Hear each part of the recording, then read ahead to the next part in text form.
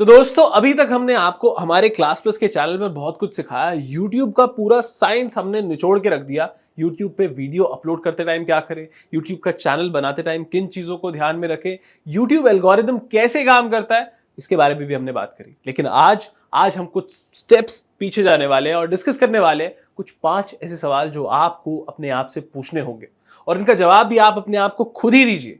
ये सब क्यों होगा? ताकि हम चाहते हैं कि आप बिल्कुल क्लियर हो जाओ अपने YouTube के हाउ और वाई को लेकर। ठीक है, तो दोस्तों 5 सवाल डिस्कस करेंगे।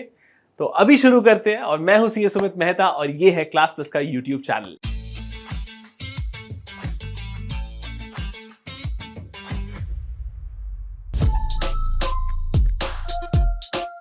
सवाल नंबर 1 है कि क्या आप एक आर्कियोलॉजिस्ट हो या फिर एक आर्किटेक्ट हो? अब आप सोच रहे हो कि YouTube के कॉन्टेक्स्ट में ये हिस्ट्री की या फिर आर्किटेक्चर की बातें कहां से आ रही है? तो दोस्तों ये दो अप्रोच दी गई है फेमस यूट्यूबर अली अब्दाल द्वारा। तो वो क्या कहते हैं मैं बताता हूं। देखो, तो आर्कियोलॉजिस्ट कैसे काम करता है। लेट्स से आर्कियोलॉजिस्ट एक एस्टिमेट बनाते हैं कि यार इस जमीन के टुकड़े में कुछ है ना, और फिर वो अपनी रिसर्च शुरू करते हैं। अपने इस विश्वास को फैक्चुअल कंफर्मेशन कैसे लेते हैं, वो आसपास थोड़ा बहुत खुदाई करते हैं, थोड़ा बहुत देखते हैं, और जब उनको पता लग जाता है कि हाँ उनका जो एस्टिमेट है वो सही है, तो अपना पूरा एफर्ट उस रिसर्च में लगा देते हैं। ठीक है, तो आपको समझ में आया? पहले उन्होंने थोड़ा गैस वर्क किया। गैस वर्क उनका सिर्फ एकदम ही हवा में नहीं है, वो कुछ एस्टिमेटेड बेसिस पे होता है, एस्टिमेटेड सर्टेनिटी पे होता है। फिर उसके बाद जब वो श्योर हो जाते हैं तो पूरा एफर्ट वहीं पे लगा देते हैं। तो ऐसा ही आपको करना है जब आप YouTube कर रहे हो ना। अगर आपको आइडिया नहीं है कि किस तरह का कंटेंट काम करेगा, तो आपको थोड़ा सा रिसर्च करना है और आपको थोड़ा सा हल्का सा एस्टिमेट हो जाएगा कि दिस माइट वर्क।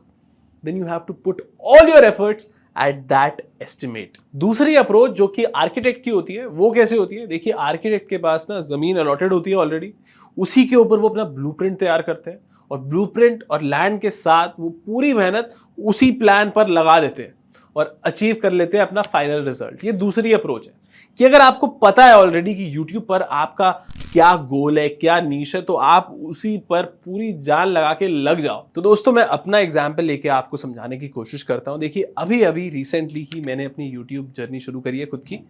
तो मैंने एक चैनल बनाया जिसका नाम है गेट एन आइडिया। उसमें मेरी अभी एक ही वीडियो गई है और मैं बात करने वाला हूं वहां पे एंटरप्रेन्योरशिप की, करियर की, फाइनेंस की, ये सब चीजें बात करने वाला हूं। अब मुझे ये पता है कि ये चीजें चलती तो है, बट मेरे से किस फॉर्मेट में ये चीजें काम करेंगी। यहां पे देखो दो चीजें, या तो मेरा इंटरेस्ट भी काम करेगा और ऑडियंस किस रूप में मुझे देखना चाहती है वो भी काम करेगा। अब ये प्रोसेस जो है डिस्कवरी का है। मैंने शुरुआत पॉडकास्ट से करी। शायद मैं फाइनेंस की बातें सीधा सीधा ऐसे टॉकिंग हेड की तरह बात करके भी समझा सकता हूं, है ना। मैं बिजनेस की बातें ऐसे समझा सकता हूं।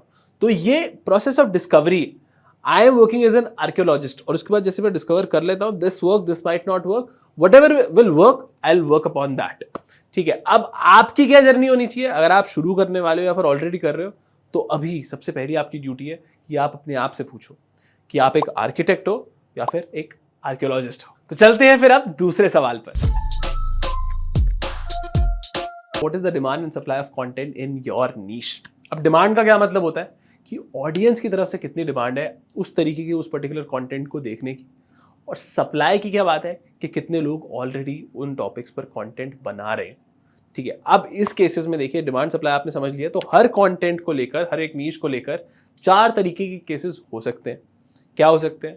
High demand high supply, low demand low supply, low demand high supply, high demand low supply. अब देखिए, जो हमने सबसे पहली बात करी थी, हम एक एक करके ये केसेस लेते हैं। सबसे पहले बात करते हैं हाई डिमांड हाई सप्लाई की। इसके अंदर क्या है कि लोगों को वीडियोस बहुत देखनी है लेकिन ऑलरेडी बहुत सारे लोग बना रहे हैं। लो डिमांड लो सप्लाई, डिमांड भी कम है ऑडियंस की तरफ से, तो कम ही लोग बना रहे हैं।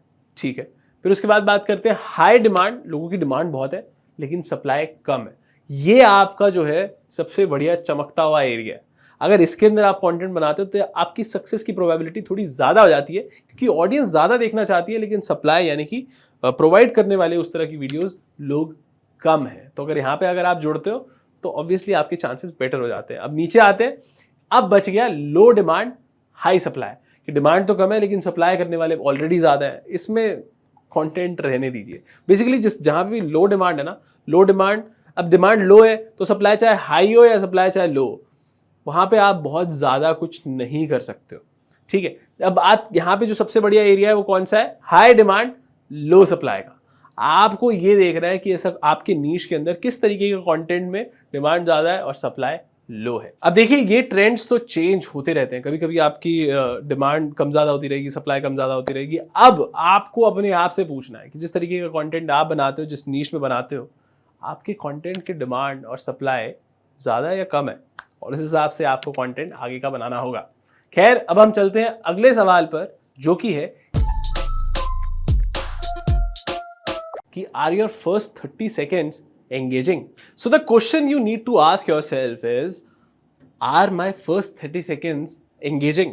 अब इस बात का क्या मतलब है? देखिए, जो आप कुछ अभी पिक्चर्स देख रहे हो ना हमारी स्क्रीन पर, ये हमारी YouTube वीडियोस का रिटेंशन रेट आपको बताती है। और इन सब में एक कॉमन चीज है कि 30 सेकंड के बाद आप देखोगे ड्रॉप्स आने शुरू हो जाते हैं।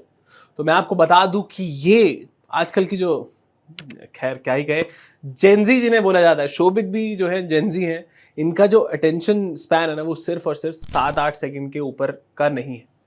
ठीक है, तो आपको ये इंश्योर करना पड़ेगा कि आप अपनी शुरू के 30 सेकंड्स बहुत ज्यादा एंगेजिंग बनाओ, जिससे उनको अटेंशन स्पैन पे ज्यादा जोर ना देना पड़े। अब इसके लिए आप क्या कर सकते हो?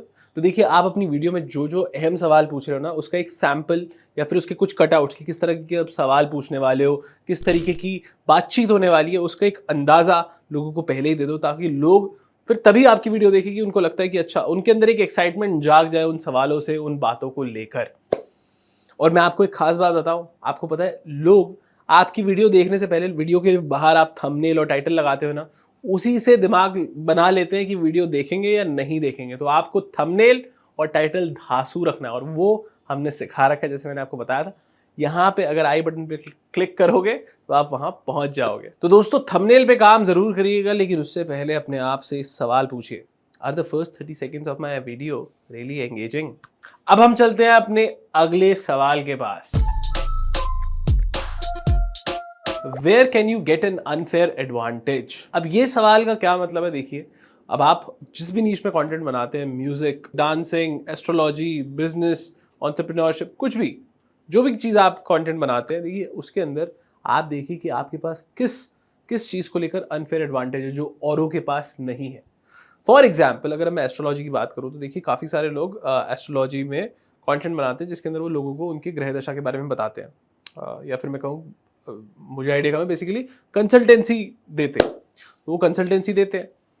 अब आप सब तो टीचर्स हैं, ठीक है, आपके पास एक अनफेयर एडवांटेज ये है कि आप जो लोग कंसल्ट करते हैं उनके भी टीचर हैं, ठीक है। तो आप ये बता सकते हो, थोड़ी थोड़ी अपनी क्लासेस के क्लिप्स डाल सकते हो, जिससे ये एस्टैब्लिश हो जाए आपकी ऑडियंस के अंदर के ऊपर कि ये बंदा बहुत कुछ जानता है, मतलब he also teaches the other astrologers. तो उससे आपकी क्रेडिबिलिटी भी बढ़ेगी और आपकी ऑडियंस का रिटेंशन रेट भी बढ़ेगा। अब ये सवाल आपको अपने नीश में अपने आप से पूछना है कि कैसे आप एक अनफेयर एडवांटेज अपने लिए एस्टैब्लिश कर सकते हो अपने नीश में। अब चलते हैं हम अपने अगले सवाल के पास। तो दोस्तों, डज एनीबॉडी केयर?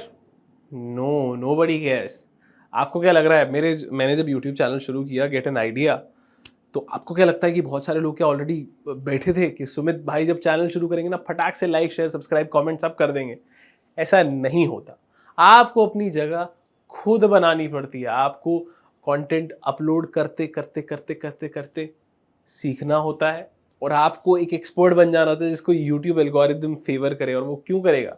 क्योंकि आप यूट्यूब एल्गोरिदम को फेवर करोगे। यूट्यूब क्या चाहता है? अगेन, यूट्यूब चाहता है कि लोग यूट्यूब पर रहें, और आप उसकी मदद कैसे कर सकते हो? अच्छा कंटेंट डाल के।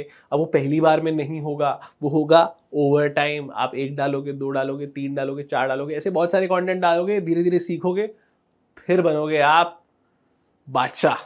तो इस वीडियो को देखने के बाद आपका सबसे पहला काम क्या बचता है कि आप अपने आप से ये 5 सवाल करें, और फिर उसके बाद अपनी YouTube जर्नी शुरू करें।